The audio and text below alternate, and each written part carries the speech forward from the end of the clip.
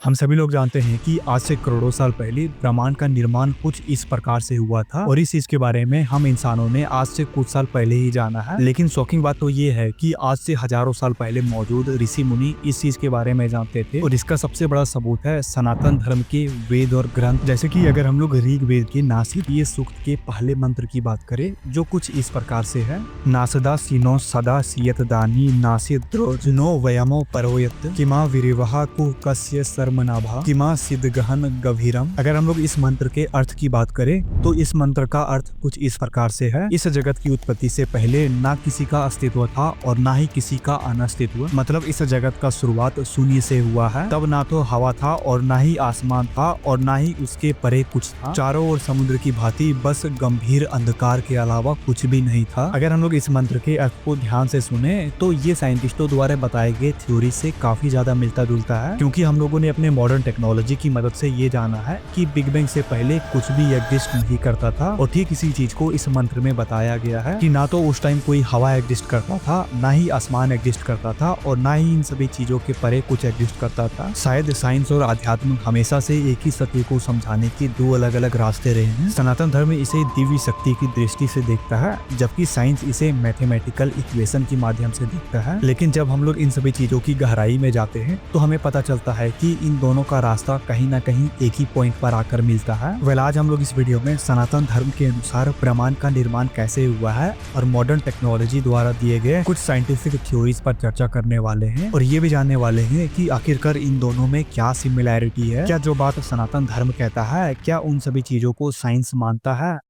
हम लोगों ने अपने मॉडर्न साइंस की मदद से ये जाना है कि आज से 13.8 बिलियन साल पहले ब्रह्मांड में कुछ भी एग्जिस्ट नहीं करता था। ना तो उस टाइम मैटर एग्जिस्ट करता था, ना ही कोई स्पेस एग्जिस्ट करता था। और फिर इसके बाद अचानक एक एक्सप्लोजन होता है जिसके वजह से पूरा ब्रह्मांड अस्तित्व में आ जाता है और इसी को साइंस में बिग बैंग थ्योरी कहा जाता है। यानी कि ऐसा इवेंट जिसने सेकंड के ट्रिलियनवे हिस्से में नथिंग से पूरा ब्रह्मांड बना दिया। लेकिन क्या सच में इसी प्रकार से हमारे ब्रह्मांड का निर्माण हुआ था या फिर इसके पीछे कुछ और भी रहस्य छुपे हुए हैं। वैज्ञानिकों की माने तो ब्रह्मांड के निर्माण से पहले एटम से भी छोटे साइज का एक सिंगुलैरिटी एग्जिस्ट करता था और ये सिंगुलैरिटी इतना डेंस था कि इसमें इनफाइनाइट अमाउंट में एनर्जी मौजूद था। वैज्ञानिक कहते हैं कि एक ऐसा पॉइंट आया होगा जिस पॉइंट पर ये सिंगुलैरिटी अनस्टेबल हो गया, जिसके वजह से ये सिंगुलैरिटी एक धमाके का रूप ले लेता है। एक्चुअल में अगर मैं आपको बताऊं तो ये कोई धमाका नहीं था, बल्कि ये उस सिंगुलैरिटी का ही एक्सपेंशन था जिसमें इनफाइनाइट अमाउंट में एनर्जी भरा हुआ था। और ऐसा नहीं है कि आज यूनिवर्स एक्सपेंड नहीं कर रहा है, आज भी यूनिवर्स स्पीड ऑफ लाइट से भी फास्ट एक्सपेंड कर रहा है। हाँ, आप लोगों ने बिल्कुल सही सुना, लाइट की स्पीड से भी फास्ट हमारा यूनिवर्स एक्सपेंड कर रहा है। ऐसा क्यों है इसके बारे में हम लोग कभी और जानेंगे। अभी बस ये समझ लो कि बिग बैंग कोई एक एक्सप्लोजन नहीं था, बल्कि ये स्पेस और टाइम का एक एक्सपेंशन था। जैसे कि आइंस्टाइन ने E=mc² का इक्वेशन दिया हुआ है, इसके अनुसार मैटर और एनर्जी एक दूसरे में कन्वर्ट हो सकते हैं और ठीक इसी प्रकार से ब्रह्मांड के निर्माण के कुछ सेकंड के ट्रिलियनवे हिस्से में ही एनर्जी मैटर में बदलने लगे, क्योंकि इस सिंगुलैरिटी में सिर्फ एनर्जी मौजूद था और बाद में जाकर इन्हीं एनर्जी ने मैटर का रूप लिया था।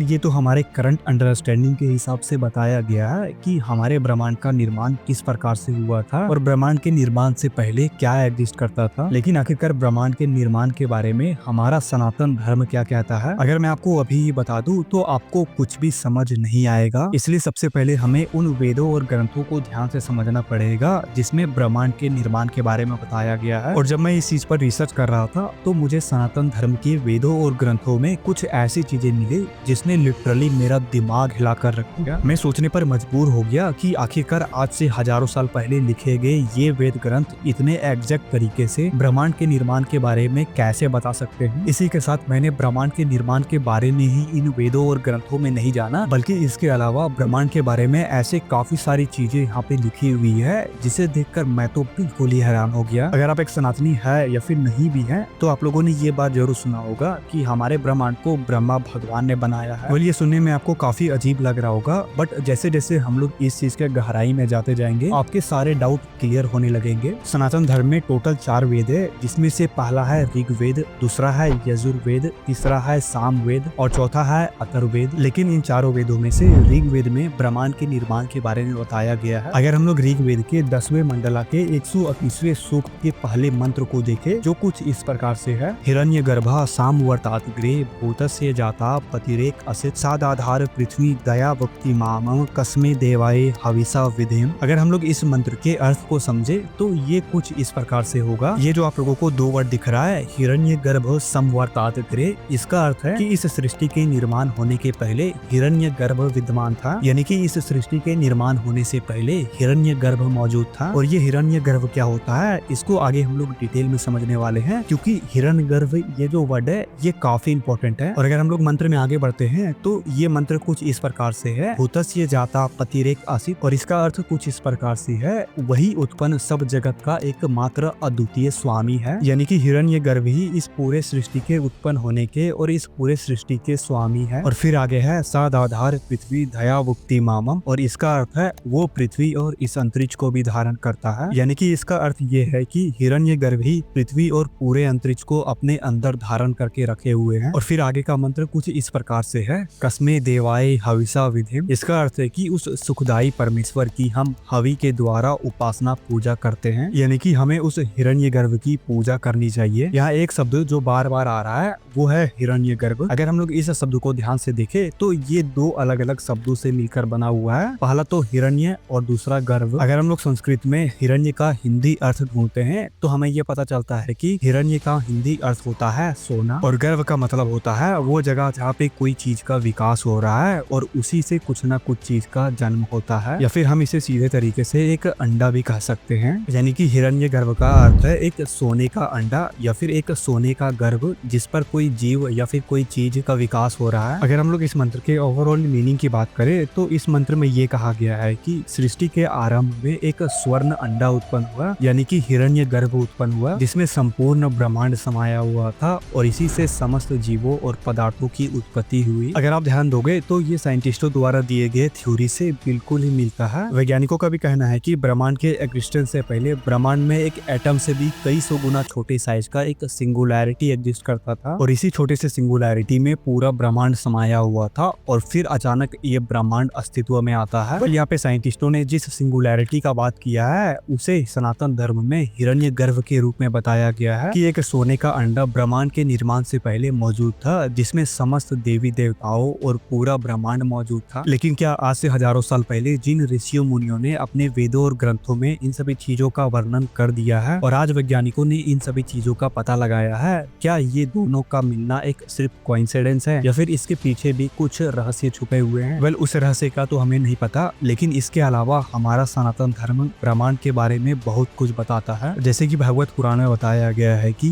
भगवान विष्णु की नाभि से भगवान ब्रह्मा उत्पन्न लेते हैं और भगवान ब्रह्मा पूरे ब्रह्मांड को रचते हैं। जिस प्रकार से जब भी कोई बच्चा अपने माँ के गर्भ में होता है तो उस बच्चे को जितना सारा प्रोटीन और भोजन मिलता है वो उसके नाभि के द्वारा ही मिलता है। इस चक्र में भगवान शिव भी काफी महत्वपूर्ण भूमिका निभाते हैं, क्योंकि जब तक कोई एक सृष्टि खत्म नहीं होता है तब तक कोई दूसरा सृष्टि का निर्माण नहीं हो सकता है, और पुराने सृष्टि को खत्म करने का कार्य भगवान शिव का है। भगवान शिव अपने तांडव के माध्यम से सृष्टि का संहार करते हैं। हमारा सनातन धर्म कहता है कि हमारा ब्रह्मांड एक बार नहीं बनता है बल्कि ये कई बार खत्म होता है और कई बार बनता है, और सनातन धर्म के अनुसार ये चक्र अनंत काल तक चलता रहता है, जिसे अगर हम लोग आज अपने मॉडर्न वर्ल्ड में समझने की कोशिश करते हैं तो हमें ये पता चलता है कि ये the oscillating universe theory also known as cyclic model से काफी ज्यादा मिलता जुलता है। इसमें ये बताया गया है कि जिस प्रकार से आज हमारा ब्रह्मांड फैल रहा है, आने वाले टाइम में हमारा ब्रह्मांड फैलने की बजाय सिकुड़ने लगेगा और फिर ये एक छोटे से सिंगुलैरिटी में समा जाएगा और फिर ये एक सिंगुलैरिटी से नए ब्रह्मांड में बदल जाएगा। इस थ्योरी के अकॉर्डिंग ये प्रोसेस बार बार रिपीट होगा, हर बार एक नया ब्रह्मांड बनेगा और फिर वो ब्रह्मांड का अंत होगा और फिर उस सिंगुलैरिटी से एक नए ब्रह्मांड का जन्म होगा। अब जरा सोचिए, क्या हमारा ब्रह्मांड एक लौता ब्रह्मांड है? क्योंकि हमारा सनातन धर्म तो ऐसा बिल्कुल भी नहीं कहता। अगर हम लोग भगवत पुराण में कही गई बातों पर ध्यान डालें तो इसमें ये बताया गया है कि भगवान विष्णु की नाभि से अनगिनत ब्रह्मा उत्पन्न होते हैं और हर एक ब्रह्मा अपने अपने एक ब्रह्मांड को बनाते हैं, जिसे अगर हम लोग आज मॉडर्न वर्ल्ड में देखें तो ये मल्टीवर्स थ्योरी से काफी ज्यादा मिलता जुलता है। मल्टीवर्स थ्योरी में भी लगभग यही चीज को बताया गया है कि हमारा ब्रह्मांड एक लौता ब्रह्मांड नहीं है, हमारे ब्रह्मांड के अलावा भी कई और ब्रह्मांड एग्जिस्ट करते हैं जिसके बारे में हमें कुछ भी नहीं पता। और यही नहीं, अगर आप लोगों ने भगवत गीता कभी पढ़ा होगा तो आप लोगों ने ये जरूर ध्यान दिया होगा कि भगवान श्री कृष्ण भगवत गीता गीता में ये कहते हैं कि ये सब दुनिया मेरे द्वारा रचा गया बस एक माया है, जिसे आज अगर हम लोग अपने मॉडर्न वर्ल्ड में देखते हैं तो ये सिम्युलेशन थ्योरी से काफी ज्यादा मिलता जुलता है। अगर हम लोग सिम्युलेशन थ्योरी को जानते हैं तो हमें ये पता चलता है कि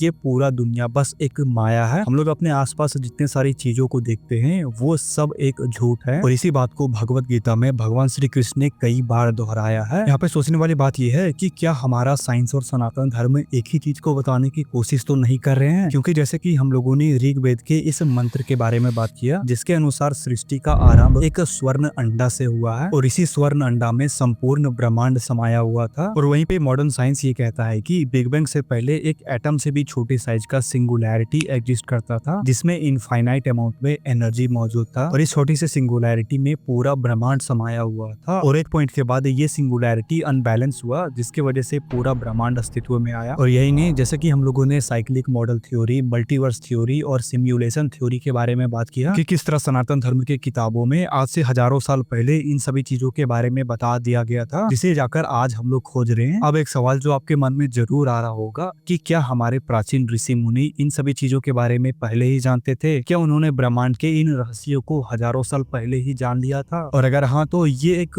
माइंड ब्लोइंग चीज है, क्योंकि इसका मतलब ये है कि हमारे वेद, उपनिषद और पुराण केवल एक धार्मिक ग्रंथ ही नहीं है, बल्कि ये ब्रह्मांड के उन रहस्यों को भी समझाने की कोशिश करते हैं जिसके बारे में आज हम लोग नहीं जानते हैं। एक बार एक महान साइंटिस्ट ने ये कहा था कि science without religion is lame, religion without science is blind, यानी कि विज्ञान बिना आध्यात्म का अधूरा है और आध्यात्म बिना विज्ञान का अंधा है। इसका मतलब ये है कि अगर हम लोगों को ब्रह्मांड के उन रहस्यों को समझना है और उन सच्चाई को जानना है तो हमें साइंस और आध्यात्म इन दोनों का ही उपयोग करना चाहिए। यहाँ पे सोचने वाली बात यह है कि अगर हमारा साइंस और सनातन धर्म एक ही बात को कह रहा है तो क्यों ना हम लोग उन प्राचीन ग्रंथों को धार्मिक दृष्टिकोण से नहीं बल्कि वैज्ञानिक दृष्टिकोण से समझने की कोशिश करें, क्योंकि हो सकता है कि हमारे वेदों और उपनिषदों में ब्रह्मांड के कुछ ऐसे रहस्य छुपे हो जिनके बारे में आज तक हम लोगों ने कुछ भी नहीं जाना है। सो ये था ओवरऑल वीडियो। आई होप ये वीडियो आपको पसंद आया होगा और इस वीडियो से आपको कुछ नया सीखने को जरूर मिला होगा। अगर आप इस चीज के बारे में और अधिक लोगों को बताना चाहते हैं तो आप इस वीडियो को शेयर करें और हमारे सपोर्ट के लिए हमारे चैनल को सब्सक्राइब करें। मैं मिलता हूँ नेक्स्ट वीडियो में, तब तक के लिए बाय बाय, टेक केयर।